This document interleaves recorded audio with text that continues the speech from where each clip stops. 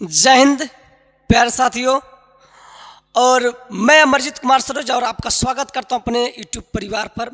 और इस YouTube channel पे मैं आपके लिए इंग्लिश का एक ऐसा निचोड़ लेकर आया हूं जिसको पढ़ने के बाद आप बिल्कुल भी ये कहेंगे कि इससे ज़्यादा नहीं कुछ भी है। और इंग्लिश से आपको बिल्कुल डर लगता है तो बिल्कुल डरने की ज़रूरत नहीं है, क्योंकि जो 13 सालों से जितने भी तैयारी करने वाले लड़के हैं, स्टूडेंट हैं, उन सब पे राज करने वाली किताब नीतू सिंह की वॉल्यूम 1 मैं लेकर आया हूँ बिल्कुल फ्री में पढ़ाने के लिए। इसका 1 रुपया भी आपको नहीं लगेगा, बिल्कुल आपको क्लासेस शुरू से पढ़ाई जाएगी। मैं एक बात आपको बताना चाहूँगा, किताब आप ले लेते हो, कोई सी किताब ले लेते हो, अगर आप क्लास नहीं करोगे तो कहीं ना कहीं आपको समझ में कुछ चीज़ें नहीं आएगी। कुछ तो प्रॉपर समझ में आ जाएंगी, कुछ ऐसी पॉइंट्स हैं, कुछ ऐसे वर्ड हैं, कुछ ऐसे टॉपिक्स हैं जिनकी ज़रूरत आपको शिक्षक की पड़ेगी। तो मैं आपको कह रहा हूँ कि बाकी छोड़िए, तैयारी करते रहिए। अगर अपने लाइफ का 1 घंटा निकाल कर अगर आप किताबों पे और इस वीडियो पे आप दे देते हैं तो मैं इस बात की आपको गारंटी दे रहा हूँ कि कुछ ही समय में आपको ये एहसास हो जाएगा कि ये जो किताब है मेरे सिलेक्शन की एक पहली सीढ़ी है। और आपको मैं ये बता दूं कि ये किताब अपने आप में बिल्कुल रामबाण है। जब मार्केट में बहुत कम रिसोर्स था तो इस किताबों को लोग पसंद करते थे, तब से चली आ रही है। और ये किताब मैं आपको बता दूं कि इसमें जो कंटेंट हैं इतने बेहतरीन हैं कि आपको 100% क्या करेंगे, हेल्प करेंगे। और आप किताबों के बारे में छोड़िए, मेरी बातों के बारे में छोड़िए, यूट्यूब पर आप जाइए और इस किताब के बारे में थोड़ा रिसर्च करिए, फिर आपको पता लग जाएगा कि ये किताब क्या है। और इस किताब को मैं बिल्कुल पढ़ाने वाला हूँ आपको फ्री, इसका 1 रुपया नहीं लगेगा। और मैं केडी कैंपस के चैनल से और नीतू सिंह की टीम से ये बात गुजारिश करूँगा हाथ जोड़कर कि कृपया कॉपीराइट न दें, क्योंकि ये बच्चों के भविष्य का सवाल है। और ये मैं उन हर एक बच्चों को पढ़ाना चाह रहा हूँ जो पैसे के कारण नहीं पढ़ पा रहे हैं। उनके पास तो पढ़ने का क्षमता है, लेकिन कहीं ना कहीं पढ़ाई और पैसे उनकी पढ़ाई में बाधा बन रही थी, उनके लिए है। और मैं हाथ जोड़ के रिक्वेस्ट करूंगा कि ये उन हर बच्चों को पहुंचाइए वीडियो जो इंग्लिश को बिल्कुल शुरू से पढ़ना चाहते हैं। मेरे भाई, ये जो क्लासेज मैं आपको ले रहा हूँ इसके पीछे बहुत भी मेहनत है और इस मेहनत को मैं आपको दिखाना चाह रहा हूँ। तो इस किताब को मैं बिल्कुल फ्री पढ़ाऊँगा और यहाँ पर मैं पूरी की बुक का आसान निचोड़ जो मैं पढ़ाने जा रहा हूँ, बिल्कुल आसान, यानी कि SSC, CGL, CHSL, MTS, CPO के जितने भी बच्चे हैं, बिल्कुल मेरे भाई, मैं ये चेहरा आपको यूट्यूब पे नया दिखेगा लेकिन कंटेंट आपको पुराने दिखेंगे। और कंटेंट आपको एकदम वही दिखेगा जो बाकी टीचर पढ़ाते हैं। हजारों टीचर पढ़ाते हैं, बहुत बढ़िया बढ़िया टीचर हैं यूट्यूब पर मैं एक ही बात बोलना चाहूँगा कि आपको जिसका समझ में आता है वहीं पर पढ़िए, ठीक है। और ये किताब के बारे में अब क्या ही मैं बोलूं, मेरे पास शब्द नहीं है। I don't have enough word to say about this book, because this book is very very good and very very important for the all candidate and student who wants to crack any exam with the help of English. अगर English की मदद से आप किसी exam को फोड़ना चाहते हैं, so you should read this book and you should watch this video. By watching this video you will feel that why this is the real book। सो हम लोग एक एक करके टॉपिक को पढ़ेंगे। इसमें बहुत से टॉपिक हैं, मैं एक एक टॉपिक करके पढ़ाऊंगा, बाकी फालतू भी अब समय नहीं बर्बाद करेंगे मेरे भाई। चलते हैं हम लोग। पहले टॉपिक जो हमारी है वर्ब है इस किताब में। और आपको नोट्स कैसे बनाना है, नोट्स के लिए चिंता मत करिए, अगर आपके पास किताब है तो सामने किताब रख लीजिए और जो मैं आपको बताऊंगा नया चीज़ उसकी पेंसिल से उस किताब पर लिख लीजिएगा, जो समझ में नहीं आएगा। अगर आप नोट्स बनाना चाहते हैं और किताब नहीं है तो बिल्कुल नोट्स बना सकते हैं, जो की पॉइंट आपको लगे। बाकी मुझे नहीं लगता है कि मैं जितना समझा दूंगा और आपको कुछ समझने की ज़रूरत है और नोट्स बनाने की ज़रूरत है, ठीक है। तो स्टार्ट किया जाए। एक बार सभी लोग कमेंट करके बोलें कि यस सर, हाँ, चलिए चला जाए। अरे तो हम लोग बातें करेंगे। आइए, पहली जो टॉपिक से हमारा वर्ब है मेरे भाई, ये पहली जो टॉपिक हमारी है वो वर्ब है। वर्ब को हिंदी में कहते हैं क्रिया। बिल्कुल अपने कुर्सी की पेटी बांध लीजिए क्योंकि मौसम बिगड़ने वाला है। वर्ब को हिंदी में क्या कहते हैं, क्रिया। अब वर्ब की परिभाषा क्या होती है, वर्ब कार्य का होना दर्शाता है, जो वर्ड कार्य के होने को दर्शाता है उसे वर्ब कहते हैं। अतः वर्ब को डूइंग वर्ड भी कहते हैं। और वर्ब कितने भागों में बांटा गया है, 2। वर्ब के 2 प्रकार होते हैं, कौन कौन से मेरे भाई, एक होता है हेल्पिंग वर्ब और दूसरा मेरे भाई होता है मेन वर्ब। ठीक है, अब मैं आपको बता दूं कि मेन वर्ब, पहले मैं देख लेता हूं मेन वर्ब किसे कहते हैं। तो मेन वर्ब मेरे भाई, अगर मैं आपको बात बताऊं कि मेन वर्ब किसे कहते हैं, तो यहाँ पर देखिए, मेन वर्ब के अंतर्गत हम उन वर्ब को पढ़ते हैं जो वाक्य में मुख्य क्रिया के स्थान पर प्रयोग होते हैं। जैसे मैं बता दूं, आई स्पीक, और क्या चीज़ मैंने लिख दिया, आई स्पीक इंग्लिश, मैं इंग्लिश बोलता हूँ। तो मेरे भाई ये है सब्जेक्ट, और ये है आपका वर्ब, और ये है आपका ऑब्जेक्ट। तो जो सब्जेक्ट के बाद आएगा वर्ब, ठीक है, अगर वो मुख्य क्रिया के स्थान पे आएगा तो इसी को हम लोग बोलेंगे मेन वर्ब बोलेंगे मेरे भाई। क्या बोलेंगे? Main verb. लेकिन ये कैसे पहचानेंगे मेन वर्ब है कि हेल्पिंग वर्ब है? घबराने की बात नहीं, मैं हूं ना। पहले इतना समझ जाइए कि जो वाक्य में मुख्य क्रिया का भूमिका निभाता है उसे हम लोग मेन वर्ब कहते हैं। इतनी बात समझ में आ रही? अब आ जाइए, हेल्पिंग वर्ब किसे कहते हैं, एक एक करके हम लोग बातें करेंगे। सबसे पहले हेल्पिंग वर्ब में दो प्रकार के वर्ब होते हैं। एक होता है मॉडल्स, क्या होता है? मॉडल्स। एक होता है प्राइमरी एक्सिलरी वर्ब। ठीक है, मॉडल्स का मतलब होता है, मॉडल्स किसे कहते हैं, बेसिकली अगर मॉडल्स को मैं देखूं तो मॉडल्स की संख्या 10 होती है। इसमें एक वर्ड और होता है जिसे हम लोग कहते हैं सेमी मॉडल्स, और सेमी मॉडल को मार्जिनल वर्ड भी कहते हैं। ठीक है, सेमी मॉडल्स। ठीक है, और इन्हीं को हम लोग क्या कहते हैं, मार्जिनल भी कहते हैं। ये इनकी संख्या जो होती है वो 3 होती है। ठीक है, कितनी होती है? 3 होती है। तो देखिए, जो मेन वर्ब का कार्य नहीं कर सकते हैं उन्हें हम लोग क्या कहते हैं, मॉडल्स कहते हैं। ये कभी भी मेन वर्ब का कार्य नहीं करेंगे। ठीक है, पहली बात तो याद रखिए, मॉडल्स का प्रयोग कभी भी मेन वर्ब की तरह नहीं होगा। जैसे कैन, कुड, में, इसके बारे में बताऊंगा कि कितने होते हैं, बस इतना समझ जाइए कि ये एग्जाम्पल में। ठीक है, अच्छा, उसके बाद देखिए, need, dare, use to, marginal auxiliary verb कहलाते हैं। अर्थात इन्हें मार्जिनल कहो या सेमी मॉडल्स भी कह सकते हो, दोनों क्या है, एक ही बात है। उसके बाद कह रहा है, जिसमें कह रहा है कि नीड एवं डेयर मॉडल्स एवं मेन वर्ब दोनों का कार्य तो कर सकते हैं।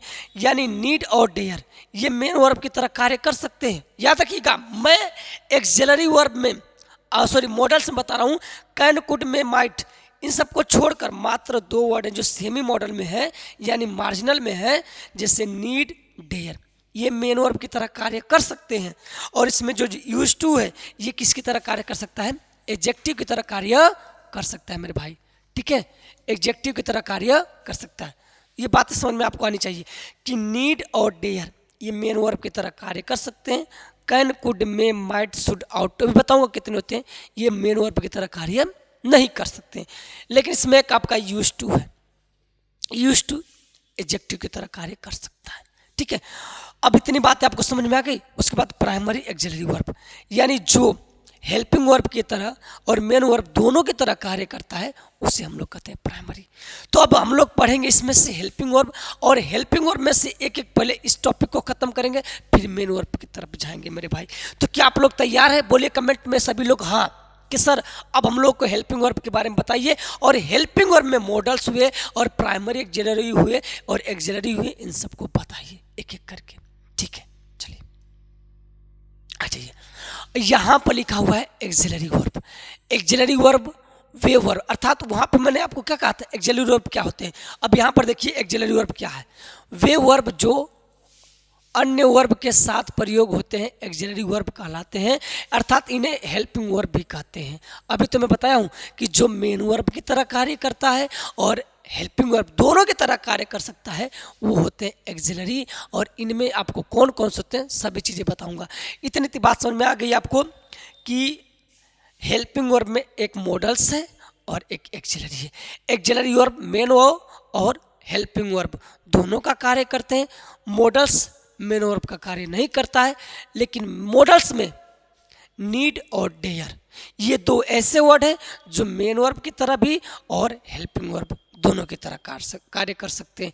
लेकिन उसमें जो एडजेक्टिव है वो मेरे भाई किसकी तरह कार्य करेगा, एडजेक्टिव की तरह कार्य करेगा, यूज टू एडजेक्टिव की तरह कार्य करेगा। इतनी बातें समझ में आ गई। अब हम लोग उसमें मॉडल्स को पढ़ें, मॉडल्स को पढ़ते हैं।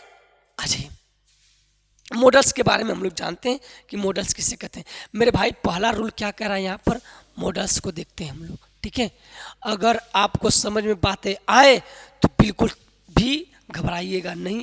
और मैं इस बात की आपको दे रहा हूँ गारंटी कि बस कुछ नहीं बोलना है, बस शांति से वीडियो देखते जाओ।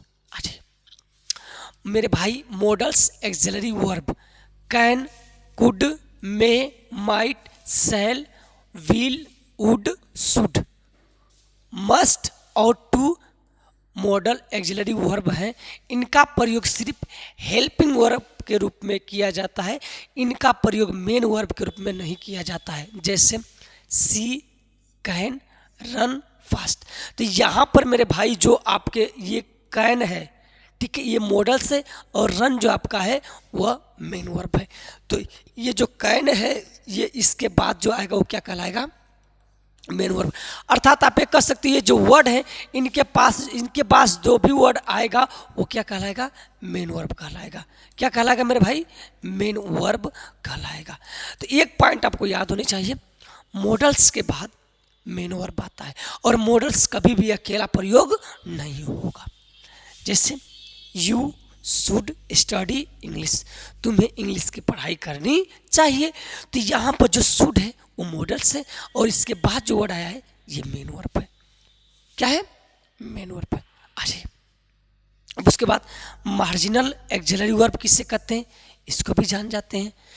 यूज टू, नीड, डेयर, ये मार्जिनल एक्सिलरी वर्ब है। ऐसे वर्ब, ऐसे मॉडल जिनका प्रयोग वाक्य में मेन वर्ब की तरह, अर्थात यह मेन वर्ब की तरह प्रयोग हो सकते हैं दोनों, और एडजेक्टिव यूज टू जो है वो एडजेक्टिव की तरह हो। अर्थात मैं आपको बात कहूँ तो यहाँ पर जो आपको दिख रहा है कि सर ये जो यूज टू है, एक मिनट चलिए,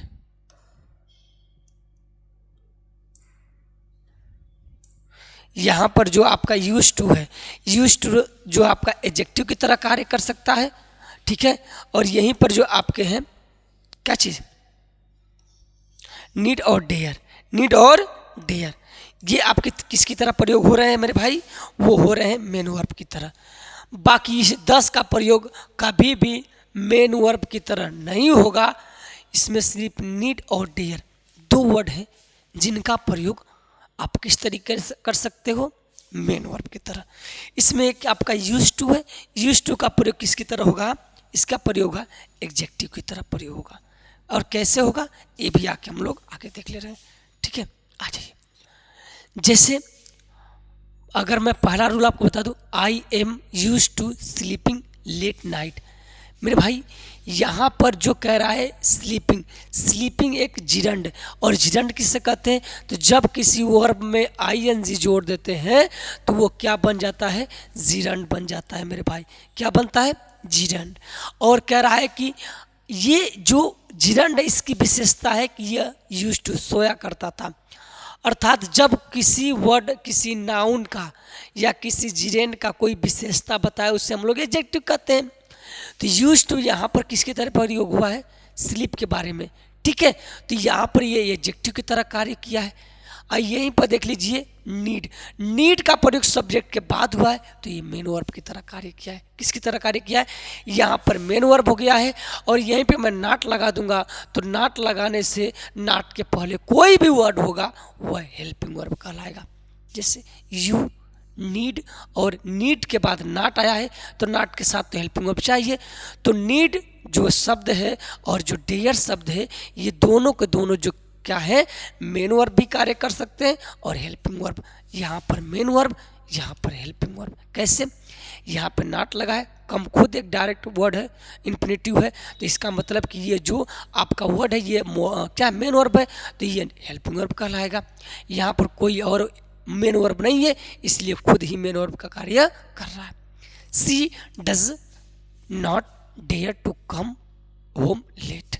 यहाँ पर भाई मेरे जो डेयर है वो मेन वर्ब की तरह कार्य किया है, और ये जो कम है ये इन्फिनेटिव है। तो जो डज यानी हेल्पिंग वर्ब के बाद जो वर्ड आता है वो मेन वर्ब तो कहलाता ही है। तो यहाँ पर किसका प्रयोग हुआ है? मेन वर्ब का, ठीक है। अब आ जाइए, यहाँ पर I dare not, I dare एक बताइए, नॉट आया है तो नॉट से पहले जो वर्ड आएगा वो क्या कहलाएगा, हेल्पिंग वर्ब कहलाएगा। तो ये हो जाएगा हेल्पिंग वर्ब। और इंटर तो डायरेक्ट इन्फिनेटिव है, ये हिज रूम विदाउट परमिशन। अर्थात यहाँ पर हम लोग बात सिर्फ ये कर रहे थे कि जो डेयर शब्द है, और एक बात मैं आपको बता दूँ कि एक जो नीड है, क्या है, नीड शब्द है, और एक आपका डेयर है। ये दोनों का प्रयोग आप हेल्पिंग रूप में भी देख सकते हो और आप मेन वर्ब में भी देख सकते हो, इस बात को दिमाग में रखिएगा। लेकिन एक वर्ड है जिसका नाम है यूज टू, इसका प्रयोग सिर्फ आप किसकी तरह देखो, किसका तरह प्रयोग होगा, एडजेक्टिव की तरह प्रयोग होगा। किसकी तरह, एडजेक्टिव की तरह प्रयोग होगा। इतनी बातें आपको समझ में आ गई। ये दोनों की तरह कार्य करता है और ये एडजेक्टिव। बाकी जो मॉडल्स आपके थे, कैन, और उसके बाद क्या था, कुड, उसके बाद मैं लिख सकता हूँ मे, और क्या चीज़, माइट। क्या लिख सकता हूँ, माइट। उसके बाद मैं लिख सकता हूँ आपको विल, उसके बाद मैं लिख सकता हूँ वुड, ठीक है। उसके बाद मैं लिख सकता हूँ शुड, क्या लिख सकता हूँ, शुड। इसके बाद मैं लिख सकता हूँ शैल, क्या चीज़, शैल। उसके बाद मैं लिख सकता हूँ आउट टू, उसके बाद मैं लिख सकता हूँ मस्ट। गिनिए, 1 2 3 4 5 6 7 8 9 10, सॉरी 10। तो यहाँ पर जो आप देख रहे हो 10, इनका प्रयोग सिर्फ किसकी तरह हो जाएगा, ये हो जाएगा हेल्पिंग वर्ब की तरह। ये कभी भी मेन वर्ब की तरह कार्य नहीं करेंगे। किसकी तरह कार्य नहीं करेंगे, मेन वर्ब की तरह कार्य नहीं करेंगे। हम लोग मॉडल्स पढ़ रहे हैं, मॉडल्स में हमने ये जाना कि जो 10 मॉडल्स वर्ड हैं, इनका प्रयोग सिर्फ किसकी तरह होगा, हेल्पिंग वर्ब की तरह होगा। और जो नीड और डेयर है, इनका प्रयोग दोनों तरह होगा। और यूज टू है, इनका प्रयोग एडजेक्टिव की तरह होगा। क्या यहां तक की बातें आपको समझ में आ गई? बिल्कुल। अब आपको इतनी बातें समझ में आ गई है तो आगे भी बढ़े, हम लोग आगे भी चलते हैं। किसी बात की कोई आपको टेंशन लेने की जरूरत नहीं है, आपका भाई यहाँ पर है, आपको इंग्लिश में किसी प्रकार की कोई दिक्कत नहीं होगी, ये मेरा आपसे वादा है। लेकिन आपको मेरे साथ जुड़ना है, बिना जुड़े मैं कैसे बना सकता हूँ, ठीक है। चलिए इसके बाद देखिए एक्सिलरी वर्ब के कुछ मुख्य बिंदु, ठीक है। यहाँ पर मुख्य लिख सकते हैं, मुख्य बिंदु, ठीक है, मुख्य बिंदु। अब आ जाइए एक्सिलरी वर्ब के क्या क्या मुख्य बिंदु हैं। सबसे पहले देखिए rule number 1, model auxiliary verb का मेन वर्ब के रूप में प्रयोग नहीं होता है, इसका प्रयोग सिर्फ हेल्पिंग वर्ब में होता है। यही तो मैं बताया हूँ, यानी यह सिर्फ हेल्पिंग वर्ब में आएगा मॉडल्स। जैसे यहाँ लिफ्ट, क्या है, लिफ्ट आपका मेन वर्ब हो गया, दिस बुक बॉक्स। तो कैन का प्रयोग किसके रूप में हुआ है, हेल्पिंग वर्ब। ये तो अभी बताया हूँ मैं। ही शुड वर्क, यानी कि जो 10 आपके मॉडल्स थे, उनका प्रयोग सिर्फ किसके रूप में होगा, हेल्पिंग वर्ब के रूप में होगा। इतनी बातें आपको समझ में आ गई होगी। उसके बाद देखिए rule number 2, model auxiliary verb का प्रयोग का model axillary V1 V2 V3 ING form या यस या यस नहीं होता है। इसका प्रयोग सभी नंबर्स तथा पर्सन के सब्जेक्ट के साथ हमेशा एक ही रूप में होता है, अर्थात इसके फॉर्म में कोई परिवर्तन नहीं होता है। अर्थात अगर आप कहें कि जो कैन है, कुड है और आपका मे है, क्या इसका भी V1 V2 V3 V4 V5 form होता है? तो ऐसा कुछ भी नहीं होता है। और ये कभी भी सब्जेक्ट नहीं देखता है कि एक वचन है कि बहुवचन। ये एक वचन और बहुवचन दोनों के साथ प्रयोग हो सकता है। जैसे मैं लिखूँगा आई और लिखूँगा ही। आई को मैं देखूँ तो ये आपका प्लूरल है और ये आपका सिंगुलर है, तो ये दोनों के साथ हम can, could, may, might, should, ought to का प्रयोग कर सकते हैं। ये नहीं देखेगा कि ये एक वचन है, ये बहुवचन है, तो मैं नंबर देख के प्रयोग हो जाऊँगा। ऐसा कुछ भी इसमें बाउंडेशन नहीं है। ये होता है मॉडल एक्सिलरी के कुछ बिंदु। उसके बाद अगर मैं आपको कहूँ कि जैसे सी यू, यहाँ पर देख लीजिए ये सिंगुलर है, ये आपका प्लूरल है, कैन, शुड कुछ भी लगा सकते हो, कोई दिक्कत नहीं है। इसके बाद जो वर्ब आएगा, उसके बाद जो वर्ब आएगा, यही तो इसकी खासियत है। एक बात और इसमें सुन लीजिए, अगर यहाँ पर मॉडल्स हैं, ठीक है, मैं आपको उसमें बता दे रहा हूँ। मान लो कि ये मॉडल्स है, तो इस मॉडल्स के बाद अगर मैं आपसे कहूँ,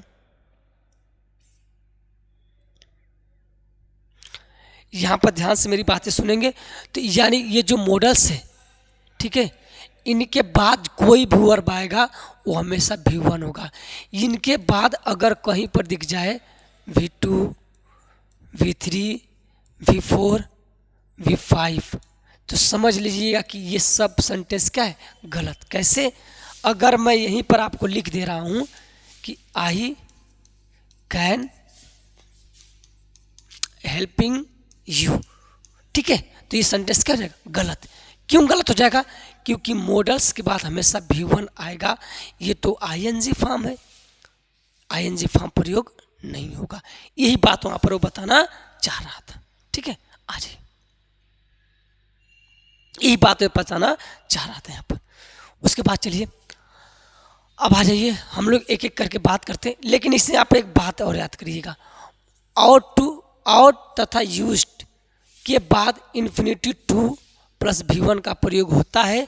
जैसे अगर आपको मैं एक रूल और बता दे रहा हूँ, यहाँ पर मैं लिख दे रहा हूँ कैन, ठीक है, यहाँ पर लिख दे रहा हूँ कुड, यहाँ पर लिख दे रहा हूँ माइट, इसके बाद मैं लिख दे रहा हूँ शुड, क्या चीज़, शुड, इसके बाद मैं लिख दे रहा हूँ आउट टू, उसके बाद मैं लिख दे रहा हूँ आपका मस्ट, क्या लिख दे रहा हूँ, मस्ट, इसके बाद मैं लिख दे रहा हूँ विल, और विल के बाद मैं लिख दे रहा हूँ आपको शैल, ठीक है।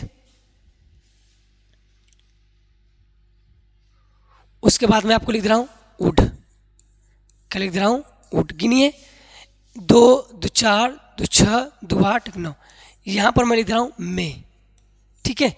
ये जो वर्ड हैं ये मॉडल्स हैं, क्या है, मॉडल्स। इनकी कुछ खास बात मैं आपको बता दे रहा हूँ, हालांकि किताब में तो लिखा हुआ है लेकिन मैं आपको बता दे रहा हूँ। इन मॉडल्स के बाद मैं आपको कहूँ कि क्या क्या चीज़ें हैं, तो ध्यान से मेरी बातों को सुनोगे और एक एक करके देंगे। सबसे पहला नियम कहूँ तो इनके बाद कभी भी टू का प्रयोग नहीं होगा। दूसरा नियम, इसके बाद हमेशा V1 आएगा, क्या आएगा, V1 आएगा। तीसरी बात कि इनका प्रयोग किसके रूप में होगा, हेल्पिंग वर्ब के रूप में होगा। ये तीनों बातें आपको समझ में आनी चाहिए, ठीक है।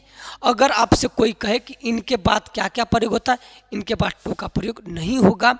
जैसे I can to run fast, I should running, क्या चीज, फास्ट। उसके बाद मैं कह दूं कि आई कैन, क्या तीनों सेंटेंस सही है, बताइए मुझे। तीनों का तीनों क्या है, गलत है, क्योंकि इनके बाद टू का प्रयोग नहीं होगा और इनके बाद हमेशा V1 का प्रयोग होगा, न कि V4 का प्रयोग होगा, ये भी गलत। और ये तो हेल्पिंग वर्ब है, इसके बाद मेन वर्ब तो चाहिए, ये भी गलत है। अब बात समझ में आ गई आपको कि सर ये जो मॉडल्स हैं इनके बाद टू का प्रयोग नहीं होगा, इनके बाद V1 का प्रयोग होगा और इनका प्रयोग हमेशा हेल्पिंग वर्ब के रूप में होगा, ठीक है। अब समझ में आपको आ रहा है। चलिए, इतनी बात तो आपको समझ में आ गई। यही चीज़ यहाँ पर लिखा भी है, लेकिन इसमें दो वर्ड हैं जिसका नाम है मेरे भाई, अगर मैं बताऊं कि एक यूज टू है और दूसरा आपका आउट टू है। इनके बाद तो टू आता है, क्या ये बात सही है? तो वही तो लिखा है, भले टू आता है लेकिन टू के बाद V1 का प्रयोग होता है, अर्थात जैसे ought to respect our parents, तो आउट के साथ खुद जुड़ा हुआ है टू, ऐसा नहीं कि अलग से लगाया गया। अलग से जब लगाया जाएगा तब वो नियम काम करेगा, गलत हो जाएगा। यानी यहाँ पर टू पहले से है, इसीलिए इसमें कोई बदलाव नहीं करेंगे, ठीक है। इतनी बात समझ में आ गई आपको। उसके बाद है, अब हम लोग एक एक करके पढ़ेंगे मॉडल्स एक्सिलरी के बारे में। कैन का प्रयोग कहाँ होता है, कुड का कहाँ, मे का कहाँ, माइट का प्रयोग कहाँ। एक एक करके हम जब सारी चीज़ों को समझेंगे तो आपका दिमाग खुल जाएगा कि हम पढ़ क्या रहे हैं, ठीक है। सबसे पहले वीडियो शेयर कर दीजिए सभी दोस्तों को, ताकि ये हर एक स्टूडेंट तक पहुंच जाए जो वास्तव में पढ़ना चाहते हैं, ठीक है। हाँ, लाइक से सब्सक्राइब जरूर करिएगा। चलो, अब यहाँ पर हम लोग रियल यूज पढ़ रहे हैं और ये यूज आपको मैं जो पढ़ाने जा रहा हूँ ये समझ लीजिए कि ये आपको बहुत बेहतरीन से पढ़ना है, इसमें किसी प्रकार की बेईमानी नहीं करनी है। सबसे पहले हम लोग दो वर्ड उठाएंगे, एक उठाएंगे हम लोग कैन और दूसरा उठाएंगे कुड। कैन का प्रयोग कहाँ होता है और कुड का प्रयोग कहाँ होता है, इन सारी चीज़ों के बारे में बात कर ले। क्या तैयार है आप सभी? आ जाइए मेरे भाई। पहली बात मैं कर दूं, कैन का प्रयोग पावर यानी शक्ति, एबिलिटी योग्यता, कैपेसिटी सामर्थ्य यानी क्षमता को अभिव्यक्त करने के लिए प्रयोग किया जाता है। वहीं पर कुड का प्रयोग पास्ट में, अर्थात ये कैन हो जाता है प्रेजेंट में, ठीक है, और यहीं पर कुड होता है पास्ट। दोनों का प्रयोग सेम होगा, लेकिन कैन का प्रयोग प्रेजेंट और कुड का प्रयोग पास्ट में, यानी भूतकाल। यहाँ पर मैं लिख सकता हूँ भूतकाल की योग्यता, शक्ति, सामर्थ्य को व्यक्त करने के लिए प्रयोग किया जाता है। अर्थात यहाँ पर कैन और कुड में यही फर्क है कि दोनों का प्रयोग तो सेम होता है, पर यह दिखाता है पास्ट को, किसको दिखाता है, और ये दिखाता है प्रेजेंट को। ये किसको दिखाता है? प्रेजेंट को दिखाता है। क्या आपको समझ में बात आ गई? चलिए, he can lift this box. अच्छा, द बॉक्स, वो इस बॉक्स को उठा सकता है। जब भी आपको लगे कि ये पावर दिखा रहा है, शक्ति दिखा रहा है, क्षमता दिखा रहा है, तो these kind word are going to be dedicated, अच्छा, going to related by the could and can. ये दोनों को रिलेट करते हैं, बट कंडीशन, कैन है तो प्रेजेंट है और कुड है तो पास्ट है। कैन है तो इसका मतलब है प्रेजेंट टेंस होगा। He can lift the box, वो इस बॉक्स को, चाहे बॉक्स को उठा सकता है। सकता है इसमें क्या आएगा? है प्रेजेंट को।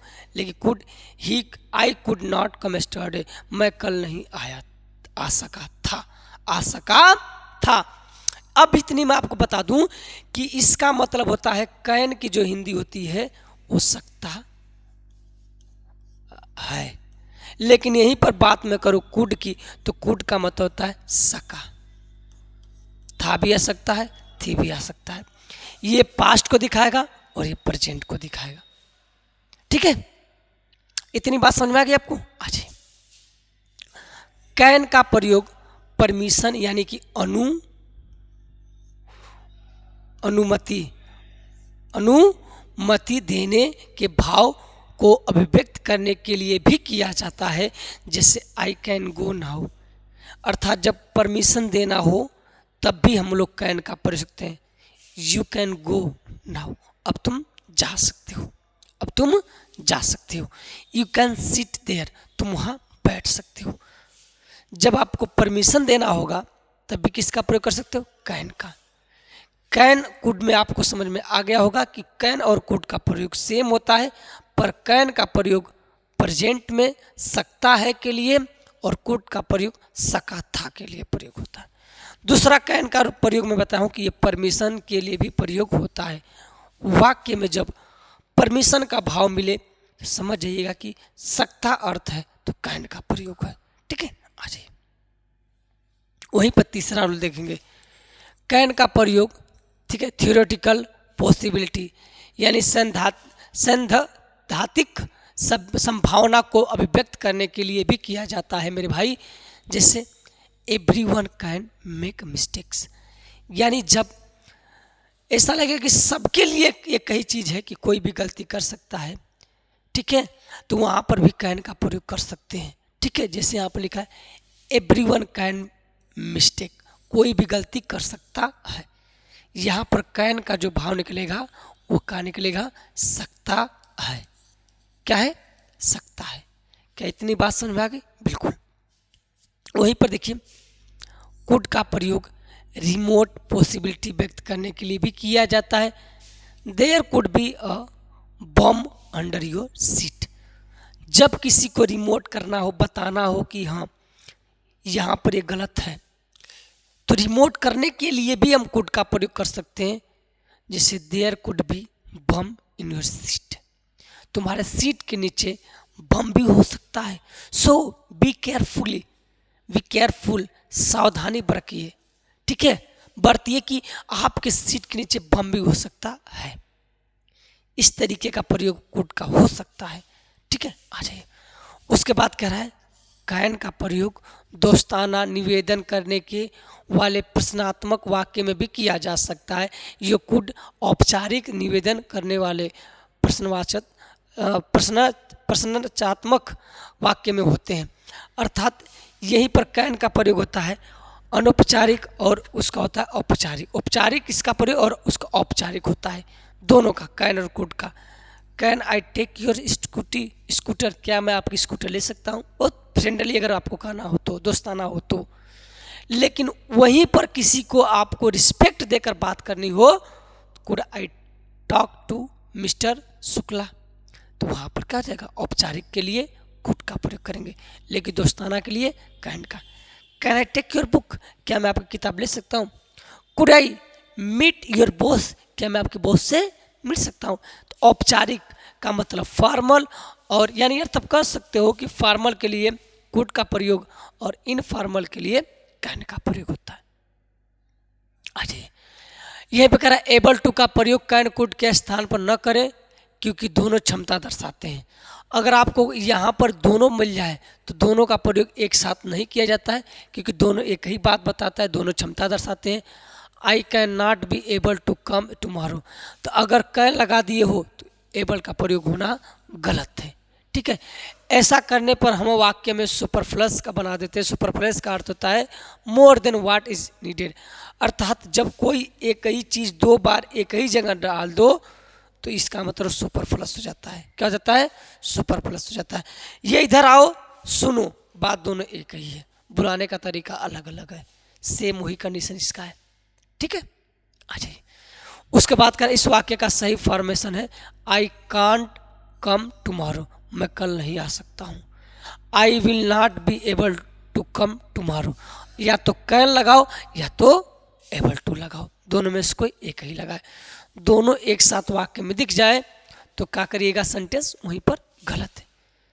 उम्मीद है कि यहां तक की बातें आपको समझ में आ गई है। घबराने की बिल्कुल भी बात नहीं है, मैं जितना भी पढ़ाऊंगा ऑथेंटिक रहेगा। हाँ, पहले दूसरी क्लास में आपका मन नहीं लगेगा, दिल नहीं लगेगा, क्योंकि कुछ चीज़ें नई सीखने को मिलेगी, तो आपको लगेगा कि हाँ ये चीज़ नहीं समझ में आ रहा है। पर कहते हैं कि लड़ा वही, जीता वही जो अंत तक लड़ा। जब तक दिल में है जान तब तक लड़िए, और जब ऐसा लगे कि नहीं अब मैं हार जाऊंगा तो खुद तो हार मानना ही।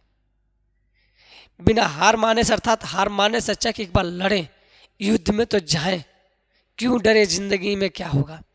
जब कुछ भी नहीं होगा तो तजुर्बा होगा, कुछ तो सीख मिलेगी ना। आ जाइए। इसके बाद यहां पर क्या कह रहा है? मे, माइट और करके है यहाँ पर, ठीक है, और मस्ट, इनका प्रयोग कहाँ कहाँ होता है? मे का प्रयोग संभावना, अनिश्चितता के भाव को व्यक्त करने के लिए किया जाता है। मैं आपसे कह दूं कि यहाँ पर जो मे शब्द है इसका मतलब होता है सकता है, और इसी का जो पास्ट वर्जन है वो क्या है? माइट है, सका था। ठीक है, मस्ट का मतलब होता है मेरे भाई, अगर मैं मस्ट की बात करूं तो अवश्य, अवश्य चाहिए, अवश्य चाहिए होता है। जैसे it may rain tonight, आज रात वर्षा हो सकती है। जब संभावना व्यक्त करना होगा तो किसका प्रयोग करेंगे? मे का प्रयोग करेंगे। हिंदी तो सकता ही है, लेकिन यहाँ पर बात किसकी कही जा रही है? संभावना की। अगर यहीं पर पावर, क्षमता दिखाना होता तो कैन लगा देते हैं। ठीक है, दूसरा मे का प्रयोग इच्छा को व्यक्त करने के लिए भी किया जाता है, अर्थात ऑप्टेटिव सेंटेंस में होता है। मे यू लिव लॉन्ग, भगवान करे तुम लंबी उम्र जियो। जब भी आपको लगे कि मेरी इच्छा के अनुसार मुझे बातें करनी चाहिए तो वहाँ पर हम लोग मे का प्रयोग करते हैं, और जब मे का प्रयोग करेंगे तो इच्छा ही बात होगी। ठीक है, बिल्कुल समझ में आ रहा है? अच्छी बात है। बिल्कुल बिल्कुल, मैं बिल्कुल बेसिक से ही पढ़ा रहा हूँ, एक किताब का निचोड़ है, और मैं आपको कह रहा हूँ कि स्पोकन का बैच भी मैं आपको लेकर आ रहा हूँ जल्द ही। तो उससे भी जुड़ना ना भूलिएगा। मैं बहुत बेहतरीन पढ़ाऊँगा आपको, ठीक है। आ जाइए। कह रहा है कि मे का प्रयोग इच्छा दर्शाने के लिए भी किया जाता है, जिससे मैंने कहा मे यू लिव लॉन्ग, भगवान का तुम लंबी उम्र जियो। आप लिख सकते हो कि मे यू, ठीक है, may you go to hell, भगवान करो तुम भाड़ में जाओ। ये भी तो इच्छा की बात है कि किसी को गाली दे रहे हो अपनी इच्छा के अनुसार, तो यहाँ पर भी मे का प्रयोग हो सकता है। उसके बाद यदि प्रिंसिपल क्लाउज प्रेजेंट में हो तो subordinate clause that, so, that, in order that से प्रारंभ हो और इसके पश्चात यानी इससे पर्पज उद्देश्य का बोध हो तो सबऑर्डिनेट क्लाउज में मे का प्रयोग हो सकता है। बिल्कुल, अगर आपको लगे कि यहाँ पर जो 3 शब्द दिए हुए हैं, एक आपका है दैट, सो दैट और इन ऑर्डर दैट से कोई क्लाउज प्रारंभ होता है जिसमें उद्देश्य दर्शाया हो, तो वहाँ पर सबऑर्डिनेट क्लाउज में मे का प्रयोग हो सकता है। सो दैट है, वी ईट, हम खाते हैं, सो दैट ताकि वी मे लिव, हम जी सकें, हम जी सकें, उद्देश्य जीना है, पर्पज है, तो इसका मतलब यहाँ पर मे का प्रयोग कर सकते हैं, ठीक है। चलिए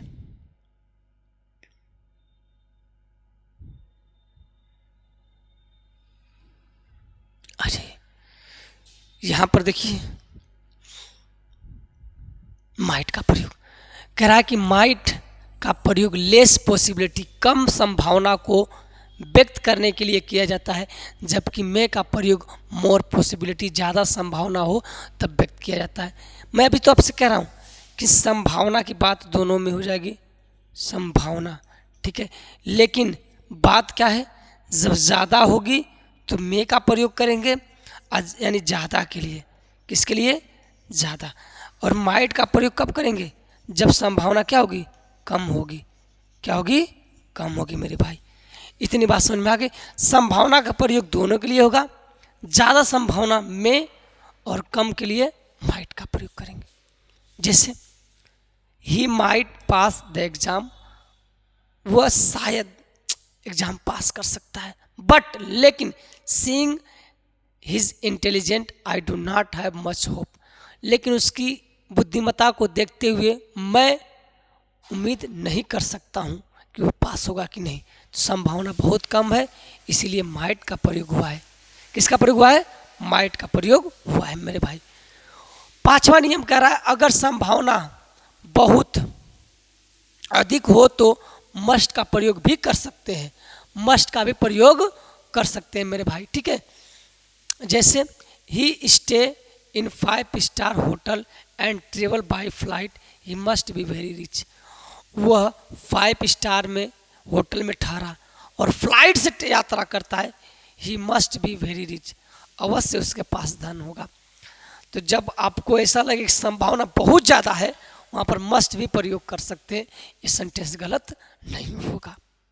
असल में अगर मैं क्वेश्चन की बात करूँ, क्वेश्चन कैसे आते हैं, क्वेश्चन में तो हिंदी को देखना नहीं है, आपको ये देखना है मॉडल्स कहाँ है, मॉडल्स के बाद क्या क्या प्रयोग हुआ है, बस उसको देख लो, बाकी चीज़ें सबको समझ में आ जाएंगी, ठीक है। चलिए आ जाइए। इसके बाद 6 रूल देखिए, मे का प्रयोग सम्मान के साथ निवेदन करने के लिए प्रश्नात्मक वाक्य में भी किया जाता है। जैसे मे आई कम इन सर, जब किसी व्यक्ति से आपको लगे बातें कर रहे हो और उसको रिस्पेक्ट देने की बात कर रहे हो तो मे का भी प्रयोग कर सकते हैं, और दोस्ताना में तो कैन का प्रयोग हो ही सकता है, ठीक है। तो जब रिस्पेक्ट देने की बात आएगी तो मे का प्रयोग करेंगे, किसका प्रयोग करेंगे, मे का प्रयोग करेंगे, ठीक है। आइए, मे एवं माइट के साथ पॉसिबली एवं लाइकली का प्रयोग न करें, क्योंकि दोनों संभावना दर्शाते हैं, यानी मे और माइट के साथ लाइकली का प्रयोग, ठीक है, और पॉसिबली का प्रयोग नहीं करते हैं, क्योंकि दोनों संभावना ही व्यक्त करते हैं। बी मे पॉसिबली कम टुमारो, यही आपको समझना था। अब एग्जाम के ओरिएंटेड है कि मे के बाद जो पॉसिबिलिटी आया है, पॉसिबली आया है, ये सेंटेंस क्या जाएगा, गलत, ठीक है, सुपर प्लस हो जाएगा, क्या हो जाएगा, सुपर प्लस हो जाएगा, मतलब दोनों का अर्थ तो सेम है तो एक ही आएगा। वी मे कम टुमारो, हम कल आ सकते हैं, तो अब सही है। We will possibly come tomorrow, अब यहाँ पर मे नहीं है, विल है, तो हम कर सकते हैं प्रयोग। इतनी बात आपको समझ में आ गई होगी, उम्मीद है कि आपको अब समझ में आ रहा है धीरे धीरे, ठीक है।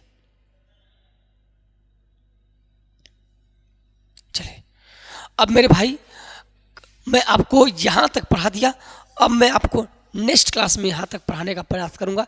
तो अब नए होंगे तो चैनल को लाइक से सब्सक्राइब जरूर करिएगा और डरिएगा बिल्कुल भी नहीं। क्लास को 1-2 बार रिपीट करके देखिएगा, आपको चीज़ें समझ में आएगी। आपका सिलेबस खत्म हो जाएगा, बस आपको पढ़ना है मन लगा के। ठीक है, जय हिंद, मिलते हैं जल्द ही।